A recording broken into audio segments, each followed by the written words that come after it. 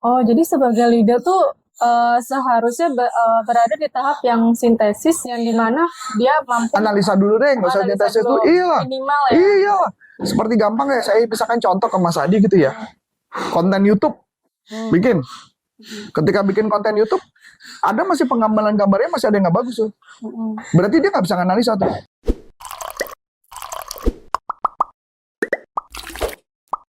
Sebelum Anda lanjut nonton video ini, silakan Anda subscribe, like, dan share kepada teman-teman Anda sehingga channel ini bisa bertumbuh. Kamu karyawan pengen jadi manajer, gimana sih caranya kalau misalkan dari staff terus meningkat jadi manajer?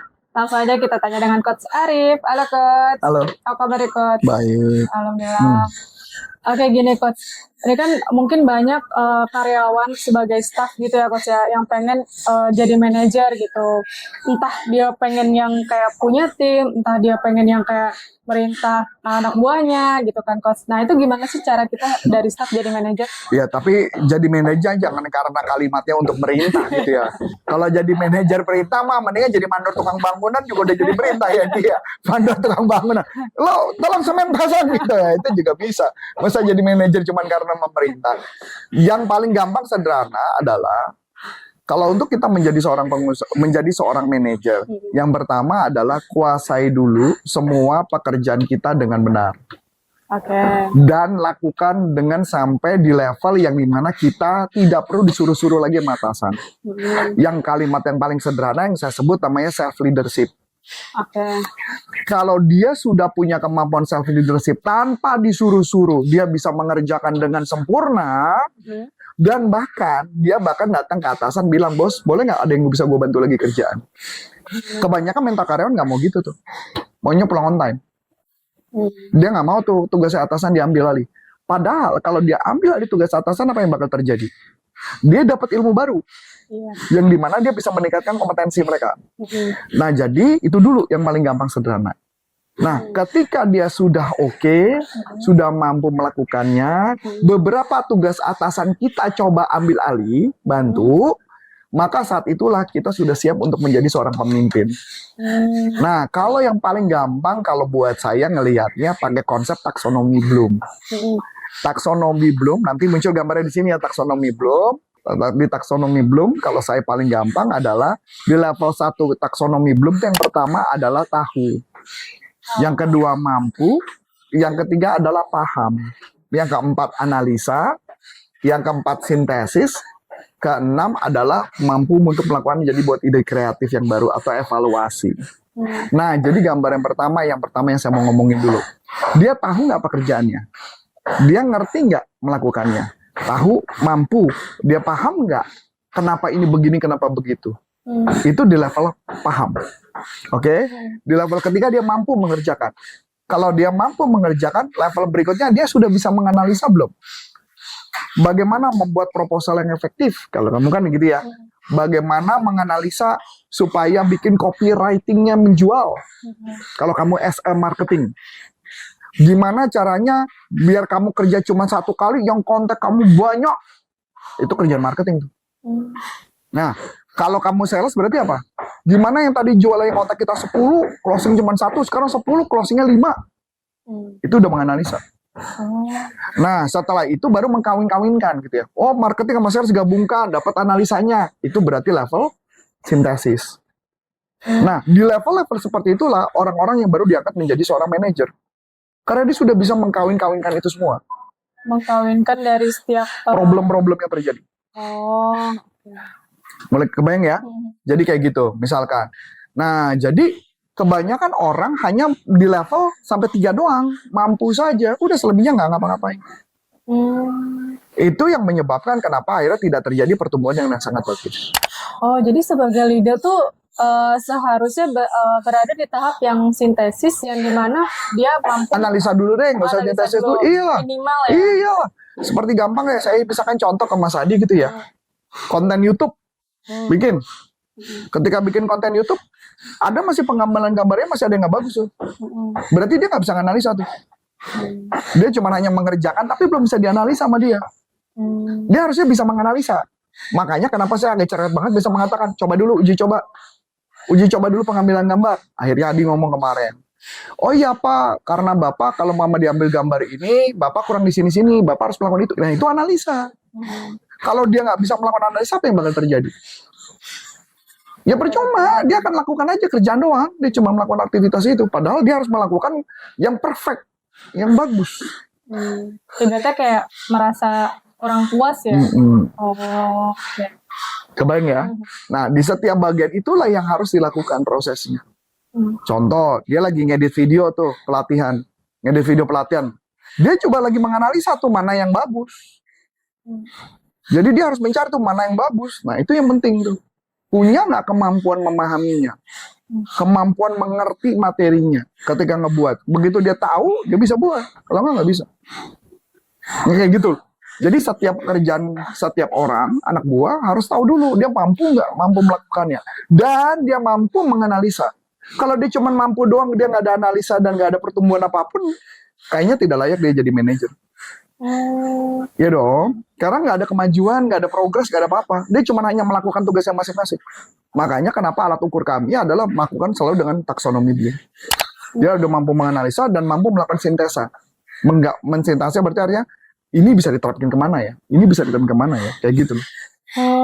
Berarti sebagai ibaratnya atasannya lagi si manajer yang ibaratnya misalkan paling enggak si manajer ini juga tahu tentang taksonomi belum itu ya Coach ya. Saya contoh, saya ngajar coaching, saya ngajar materi coaching, saya menemukan provokatif, metode provokatif.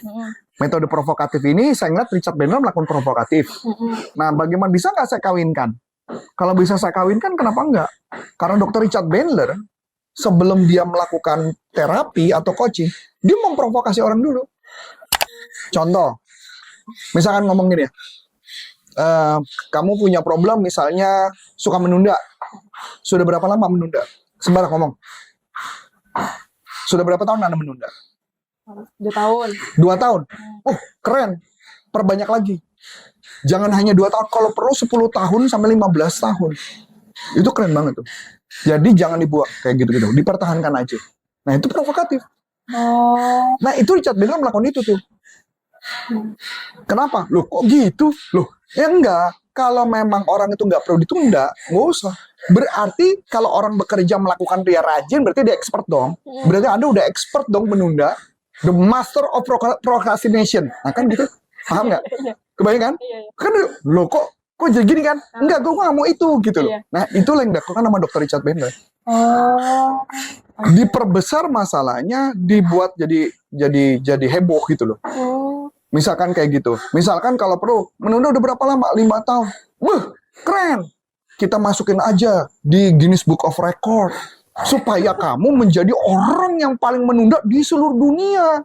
Bahkan kalau perlu dapat penghargaan Nobel sebagai penunda terbaik di dunia. Pusing dia. Nah itu. Malah jadi humor-humor juga.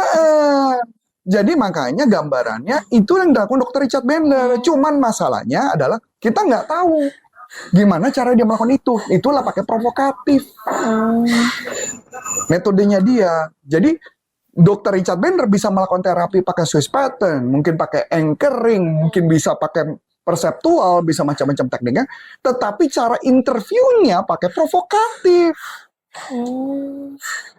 Supaya apa? Ini problem nih, gue menunda. Begitu gue bercandain kan lu jadi ngerasa malu kan? Iya, malu amat gue ya. Punya menunda, nggak ada, gue nggak mau deh, gue malu banget gue menunda. Dia berubah baru diterapi. Itulah kenapa cocok banget dengan teknik NLP. Itu yang disebut namanya sintesa. Kalau saya nanti buat satu pelatihan lagi, nggak tahu namanya apa pelatihannya, anggaplah pelatihan pelatihan apalah antar namanya gitu ya kita buat, itu artinya udah evaluasi perkawinan antara provokatif dengan NLP dikawin jadi satu, jadilah satu materi baru. Itu yang namanya evaluasi gitu ceritanya. Nah, pada saat itulah orang-orang itu udah layak untuk menjadi manajer. Berarti di level analisa ini apakah sudah mampu evaluasi juga? Enggak harus. Dia minimal analisa dan sintesis dulu. analisa dan sintesis sintesis. Kalau GM level ke atas harus bisa mengawin-kawinkan mengkawin-kawinkan ini antara sambil divisi ya, mengevaluasi juga. sama setiap divisinya apa yang harus dilakukan, apa yang harus dilakukan dan sebagainya. Seperti misalnya, ini saya bikin konten ini. Nah, pertanyaan menarik. Konten ini dibuat, kan teman-teman ini cuma ngerjain doang. Nggak pernah nanya sama saya, mau diapain. Harusnya bilang, bikin Instagram. Baru dia muncul ada kamera, lagi tambahan. Pertanyaan, ini siapa yang mikir? Saya atau Mas Adi? Coach. Coach Adi kan? Nah, berarti artinya dia udah bisa menganalisa belum? Oke. Dapat ya? Iya, iya. Pertanyaan menarik. Saya juga bilang sama kamu kan, ini bisa dibuat artikel loh. Iya. Padahal harusnya ide dari mana? Kalau idenya udah dari kamu, berarti kamu sudah menganalisa. Gitu. Oke. Berarti sebenarnya kalau misalkan dari sisi HR atau maupun atasannya lagi tuh, kalau misalkan kita mau dapat promosi jadi manajer, itu sebenarnya juga nggak cuman ngelihat dari oh ini layak nih jadi leadership, tapi kan harus tahu dulu Dia mampu menganalisa apa enggak. Ya kecuali memang tugasnya kayak tadi yang tadi nih, memerintah-merintah. Kalau merintah doang mah gampang ya. Langsung jadi mandor. Nggak usah dia bisa apa enggak, tinggal nyuruh aja. Mandor belum tentu bisa melester. Bener gak nih? Mandor aja kebetulan dia cariin orang. Coba suruh pasang toko, belum tentu rapi ya, bener gak? Oh, iya benar. Iya bener, tanya aja Adi yang pernah jadi bantu tukang bangunan. Berarti benar harus ngerti pekerjaan. Iya, sendiri coba ya. mandor, coba bikin suruh melester pasang listrik belum tentu bisa katanya. Gitu, dapat ya? Iya, iya. Konsepnya. Oke. Buat teman-teman nih, menarik banget topik kali ini. Kalau misalnya ada teman-teman yang ingin bertanya seputar NLP, bahkan kehidupan atau pekerjaan teman-teman, bisa langsung aja tulis di kolom komentar ya. Cukup sekian dari aku, Aulia. Dan saya Coach Anton Syarif mengucapkan terima kasih sukses buat Anda dan sampai jumpa NLP for Business untuk Indonesia. Bye-bye.